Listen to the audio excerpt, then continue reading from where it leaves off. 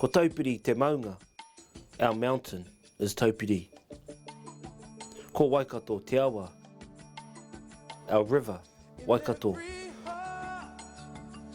Ko Potatau te Wherowhero te Tangata, our chief, King Potatau te Wherowhero. We are the river and the river is us. Our iwi name is derived from it. Hoturoa navigated our Waka to the shores of Kawhio Moana over 700 years ago, and we continue to paddle forward as one team in one direction. Kia ora, I'm Marin Heggie. I'm Ngāti Mahuta. I'm a sport and exercise scientist and I'm a scholar. I am Tiare Teinakore. I am from Ngāti Haua and I was honoured winning this year's Tātaki Wahine at the Te Matatini Festival. Kia ora te whānau, my name's Lawrence Nikia and this is Tauranga Māori here, Biru, and we are farming the marae farm here at Matahuru. Kia ora, my name is Matthew Kenny and I'm from Ngāti Whawhākia and I'm a personal banker.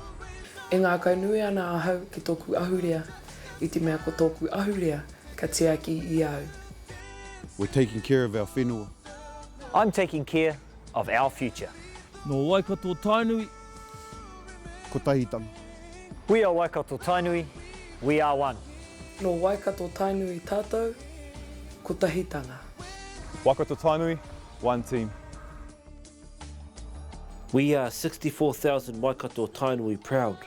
We are guardians of the King movement. We are defined by our land, our river, our history, and the kingitanga. We are commercially successful. Our asset base has grown from 170 million to 925 million and continues to grow.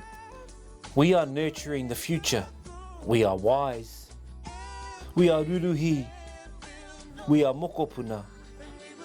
We are Waikato-Tainui. We are one. Without vision, our people will perish. With vision, our people will flourish. Welcome to our vision.